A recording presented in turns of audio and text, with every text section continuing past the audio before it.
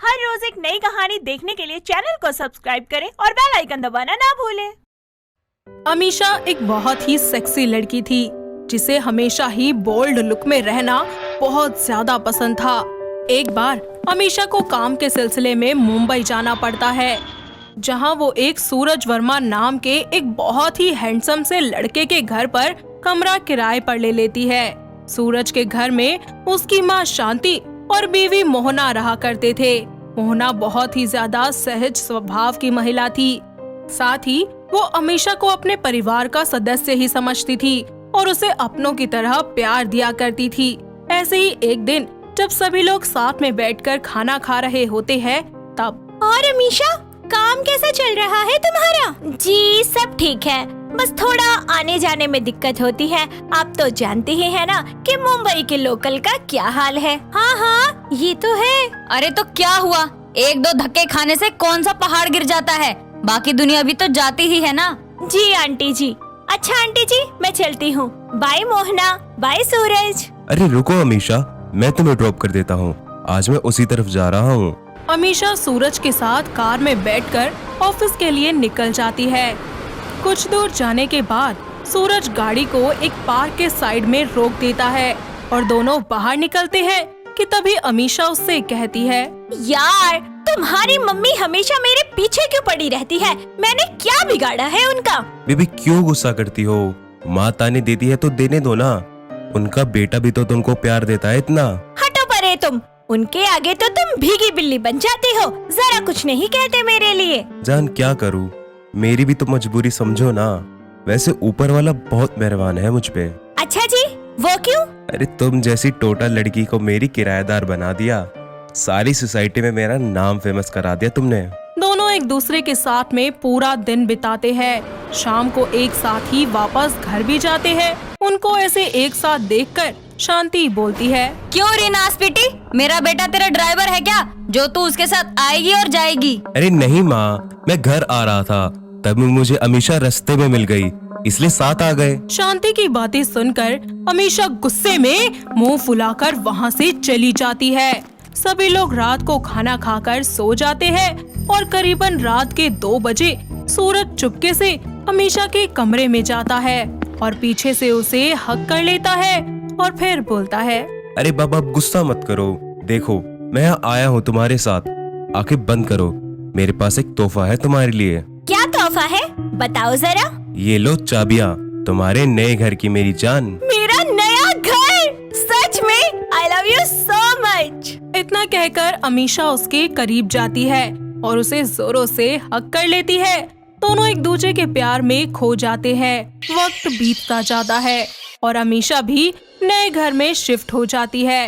अब सूरज काम पर ना जाकर सारा टाइम अमीशा के साथ उसके घर पर ही गुजारता है। ऐसे ही एक दिन अमीशा उससे कहती है, जान मैं क्या कह रही थी कि इतने बड़े घर में मैं अकेली रहती हूँ, क्यों ना हम एक किराएदार रख लें? क्यों बेबी, मैं हूँ तो तुम्हारे पास। पर तुम हर वक्त तो नहीं होते ना मेरे साथ। सामने वाली पड़ोसन बता रही थी कि कोई लड़का है जिसे रूम चाहिए। नहीं, लड़का तो बिल्कुल भी नहीं रहेगा। बेबी तुम्हें मुझ पर और मेरे प्यार पर भरोसा नहीं है क्या? अरे खुद से भी ज्यादा है, रख लो, कोई दिक्कत नहीं है। इतना कहकर सूरज वहाँ से चला जाता है। थोड़ी देर के बाद अमीशा अपनी पड़ोसन के घर जाती है और उससे लड़के के बारे में पता करती है।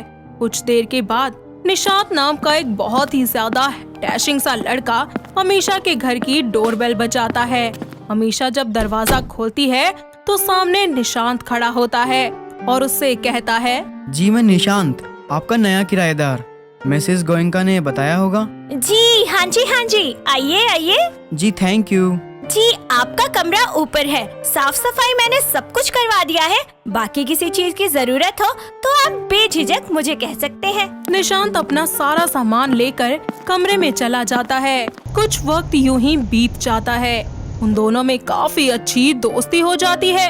ऐसे ही एक दिन अमीशा नाश्ता लेकर उसके कमरे में चली जाती है, जहाँ पर वो नहाकर बाथरूम से बाहर आता है। अमीशा उसे देखती है तो बस देखती ही रह जाती है। तभी निशांत उससे कहता है, अरे अमीशा जी, आप मुझे आवाज दे देते, मैं आ जाता, आपने तकलीफ क्यों की?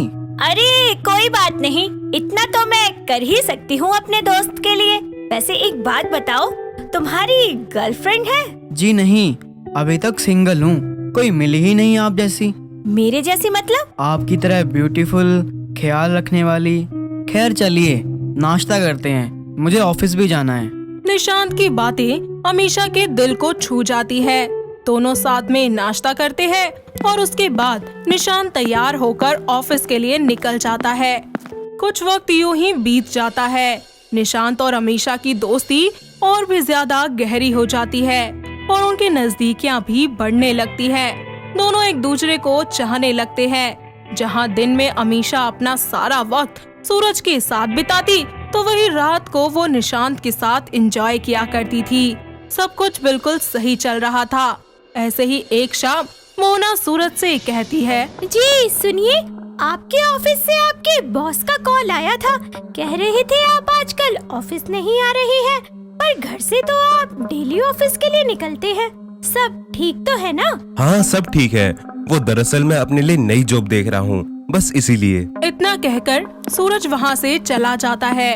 पर मोहना को ये बात थोड़ी अजीब लगती है, तो वो अपनी सास शांति से इस बारे में बात करती है। ऐसे ही एक शाम सूरज अमीशा को सरप्राइज देने का आइडिया सोचता है और बिना बताए तैयार होकर उसके घर जाता है। उसे इस तरह जाता देखकर मोहना और शांति उसका पीछा करने लगते हैं। जैसे ही सूरज वहाँ पर जाता है तो देखता है कि निशांत और अमीशा एक दूसरे की बाहों में हैं, जिसे देखकर अमीशा को एक जोरदार थप्पड़ लगाता है। अरे तुम समझती क्या हो अपने आप को? मैंने तुम्हारे लिए क्या कुछ नहीं किया। तुम्हें नया घर दिया, अपनी जॉब छोड़ी, अपनी फैमिली के अगेंस्ट गया, और तुम अभी के अभी मेरा घर खाली करो। तुमसे प्यार करना मेरी जिंदगी की सबसे बड़ी गलती थी। तभी वहाँ पर शांति और मोहना आ जाते हैं और सूरज की सारी बातें सुन लेते हैं। और फिर मोहना बोलती है, अच्छा तो ये है आपकी नई जॉब? अरे शर्म नहीं आई आपको एक बार भी ये सब करते हुए? और तुम कितनी कलंकनी औरत हो तुम। अरे तुम्हें मैंने अपनी बहन जैसा समझा था, और तुम्हें जरा शर्म नहीं आई मेरे साथ ये खेल खेलते हुए? अरे जा, आज से मैं तुझसे सारे रिश्ते खत्म करती हूँ और मर गया तू मेरे लिए। शर्म आती है मुझे तुझे अपना बेटा कहते हुए। अरे भगवान ऐसी औलाद किसी को ना दे, किसी को। चलो ये तो गए, अब मिस्टर तुम भी निकलो इस घर से बाहर, क्योंकि ये घर अब तुम्हारा नहीं बल्कि मेरा है। तभी अमीशा प्रॉपर्टी पेपर सूरज को दिखाती है और जिसे पढ़कर उसके होश उड़ जाते हैं, क्योंकि अमीशा ने वो घर अपने नाम पर करवा लिया था। इस तरह सूरज के पास ना तो उसका घर रहता है और ना ही उसके अपने, यानी कि उसकी माँ और बीवी, जिसके बाद वो सारा जीवन पश्चाताप की आग में जलता रहता है। तो वहीं अमीशा निशांत के साथ खुशी खुशी अपनी जिंदगी में आगे बढ़ जाती है। दोस्तों अगर आपको ये कहानी पसंद आई तो इसे लाइक करें, शेयर करें और कमेंट करके बताएं कि कहानी में आपको सबसे अच्छा क्या लगा।